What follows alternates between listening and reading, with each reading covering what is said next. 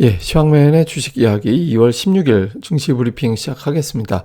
오늘 시장은 러시아 우크라이나 전쟁 가능성이 낮아졌다 이런 평가가 나오면서 큰 폭으로 올라가는 그런 모습을 보였죠. 뉴스 한 줄 어제 한 5시경 나온 뉴스였잖아요.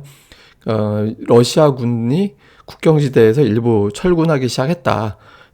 이제 장비를 이동시키면서 본부로 다시 복귀하기 시작했다. 돌아가기 시작했다. 이런 어떤 내용들이 나왔고, 그리고 이제 푸틴이 전쟁 원하지 않는다. 이런 어떤 내용들도 또 추가적으로 이제 보도가 됐잖아요. 물론 이제 바이든 대통령이 확실한 거 아니다. 이제 아직까지는 확실한 거 아니고, 이제 신뢰도가 낮다. 이런 식의 어떤 표현을 하기도 했습니다만은, 어쨌든 군이 이동했다라는 점과 오늘 16일인데, 16일에 구체적인 군사행동, 군사적인 어떤 공격 이런 것들이 나오지 않았죠. 그래서 이제 투자자들이 안도하면서 그동안에 이것 때문에 빠졌던 거는 이제 복원해 놓는 그런 움직임이 나오게 됐고요. 그 다음에 또 하나는 이제 중국의 물가지표인데 중국의 생산자 물가지수가 전년 대비 9.1% 높게 나왔거든요. 근데 예상치가 9.5%였어요. 사실 9.1%도 어마어마하게 높은 수치긴 한데 이 그래프를 보시면 떨어지고 있잖아요. 전년 대비 증가폭이 계속해서 떨어지는 추세로 이어지고 있고 지금은 10% 이내, 그러니까 이제 한 자릿수까지 내려오게 됐죠. 그럼 이제 투자자들 생각에는 매달 이렇게 내려가면 어쩌면 상반기 지나가면서부터는 이게 5% 이하까지도 내려가게 되면서 이제 물가에 대한 부담이 상당히 줄어들 수 있겠구나. 그러니까 이런 어떤 기대를 하게 되죠. 그러니까 중국이 물가 안정된다라는 건, 중국 물가 안정되는 건 여러 가지 의미를 갖게 됩니다. 당연하게 생각하는 게 중국은 주요 제품을 생산하는 국가이기 때문에 신발이라든가 이런 것들 많이 생산하고 막 그러잖아요. 예를 들면 그러면 신발, 물론 지금은 이제 중국에서 만드는 신발보다 이제 베트남 쪽에서 더 만들긴 합니다만, 예를 들어서 그러면 신발 가격이 올라가지 않겠구나. 그러면 비싸지지 않으면 소비가 유지되거나 더 증가될 수 있는 상황이 만들어지게 되잖아요. 그러니까 물가 부담을 향후에 덜 갖게 되겠구나. 이런 기대감이 하나가 있고, 또 하나는 이제 중국이 계속 경기 부양책을 쓰려고 하는데 물가가 올라가면 금리 인하라든가 이런 정책을 펼치기가 어렵게 되죠.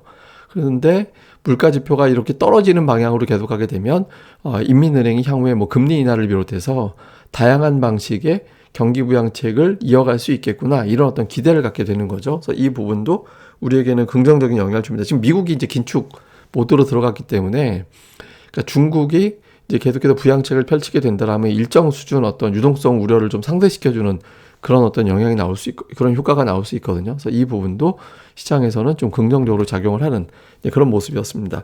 어쨌든 이렇게 되면서 원달러 환율이 1200원 정도로 가면 하나의 어떤 악재가 1달러가 되는, 또는 이제 진정이 되는 그런 패턴이 반복되어 왔는데, 오늘 또 이제 그런 흐름이 만들어지게 된 거죠. 그래서 1200원 넘어가면서 이게 새로운 시작점이 된다라면, 제가 계속 말씀드렸지만 증시는 2600이 문제가 아니라, 전저점이 2600이 문제가 아니라 그 이하까지 내려다 봐야 되는 상황이 생길 수 있었는데, 좀 어제 깨서 좀 불안정했다가 하루 만에 그 이상으로 이제 복원을 했고, 원달러 환율도 결국에 이제 1200원 부근에서 이런 재료들이 나오면서 이제 아래쪽으로 잡아주면서 이제 투자자들이 조금 더 이제 안도하는 그런 흐름을 보였습니다.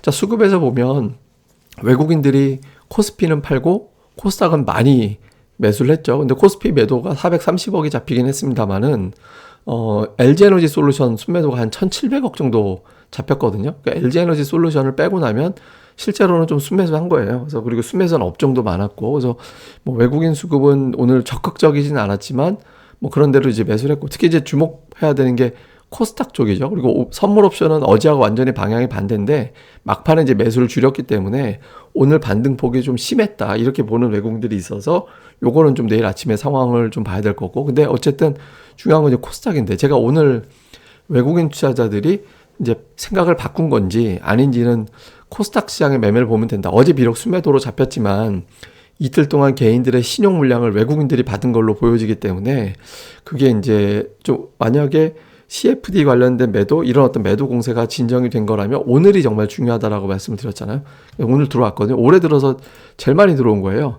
네, 이거 보시면 아시겠지만 이게 올해 들어서 그 코스닥의 수급이거든요. 하루 정도 매수가 들어오긴 했지만 연속적으로 매수가 1000억 대가 들어온 적은 별로 없었죠. 근데 이제 949억, 어제 이제 112억 매도가 나오긴 했지만 1시 이후에는 매수가 들어온 거였거든요. 그래서 이번 주 들어서는 순매수, 그러니까 올해 들어서 처음으로 주간 단위 순매수로 끝날 가능성이 생겼죠. 예, 그러다 보니까 외국인들이 최대치로 매수하고 개인들이 최대치로 매도하고 이게 좀 이틀 동안 이상하긴 했어요. 그러니까 개인들이 매도했는데 코스닥이 빠졌거든요. 그러니까 신용이 나오면서 시장이 빠졌다라는 의미잖아요. 그러니까 수급적인 측면에서 보면 좋은 신호긴 하죠. 그러니까 그러다 보니까 오늘 상승폭이 그 2020년 3월 31일에 거의 5% 올라간 적이 있었거든요.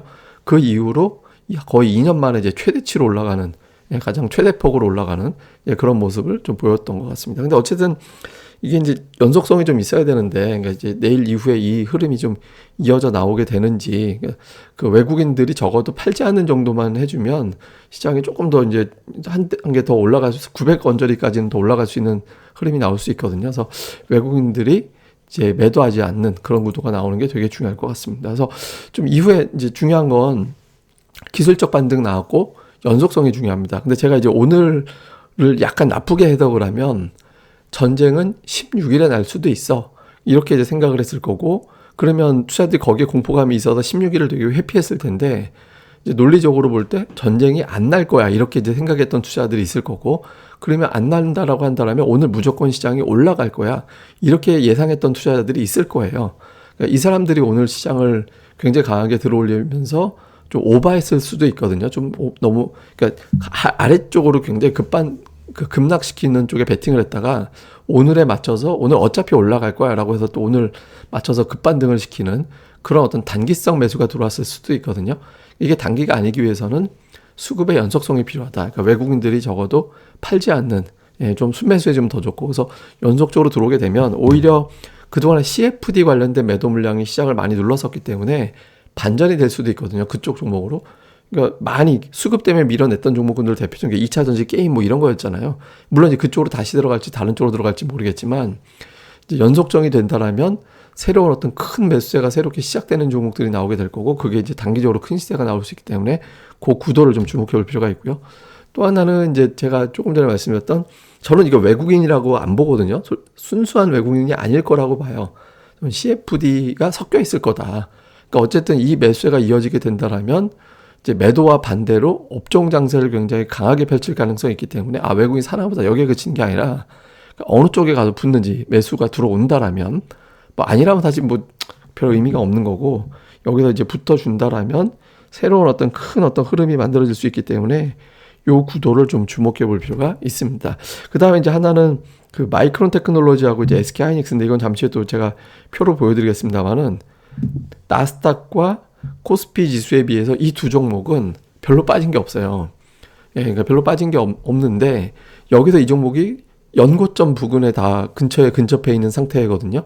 이걸 뚫고 나가게 되면 이 두 종목이 갖는 상징적 의미로, 특히 이제 SK하이닉스가 삼성전자를 끌고 올라가는 그런 구도가 만들어질 수 있게 되거든요. 그럼 선물도 지금도 한 저점 대비 한 2만 계약 정도 매수가 들어왔잖아요.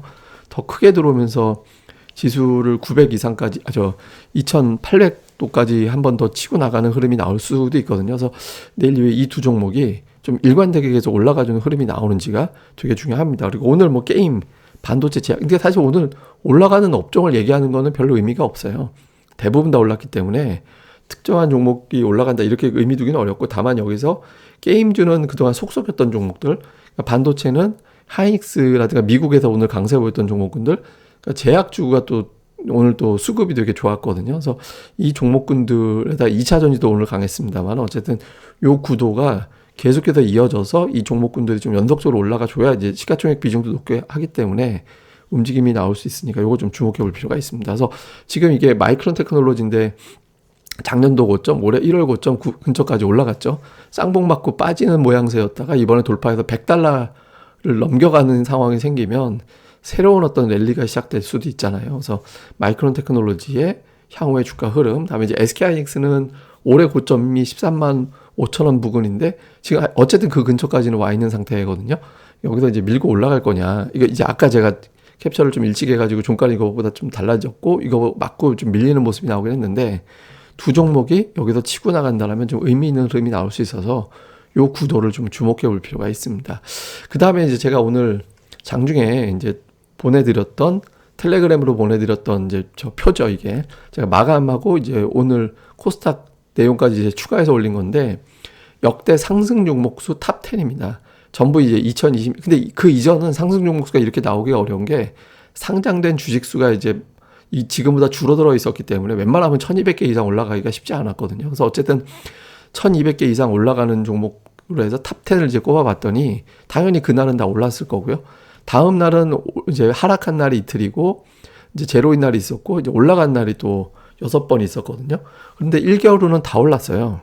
근데 이제 다 올랐는데 약간 왜곡된 건 있습니다. 왜냐면 이제 3월에 집중적으로 이때 코로나 터지고 급반등, 급락했다 급반등 나올 때 이제 뭐 20일, 24일, 25일 이렇게 연장으로 올라갔기 때문에 한 달 후는 요 세 개는 뭐 사실 똑같다라고 봐야겠죠. 근데 어쨌든 평균적으로 보면 한 달 후에도 대체로 증시가 올라갔다. 이제 그래서 이번에 어떤 급반등이 또 그런 의미를 줄 거냐, 이게 중요하죠. 제가 이제 바로 전에 보여드린 게 역사상 최대 하락 종목이 나오면 그때는 많이 빠진다. 한 달 후에는 시장이 올라간다. 이런 패턴 있잖아요. 이게 좀 일치하는 측면이 있긴 하거든요. 근데 단기로는 수급이 일관된지도 모르고 어떤 이제 악재가 풀린 거지 호재가 좋아진 걸 나온 건 없기 때문에 그 변동성은 조금 더 이어질 수도 있다고 봐야 됩니다. 그래서 아직은 변동성은 이어진다. 근데 이제 종목들이 이제 제가 치고받고라는 표현을 계속 드렸잖아요. 그러니까 치고받고가 좀 반복될 가능성이 있어서 그러니까 주로 이제 좀 쳐 올릴 때보다는 이제 눌릴 때를 이용해서 실적주들 이런 걸 잘 꾸리는 그런 차분함이 필요하다. 이렇게 보시면 될 것 같습니다.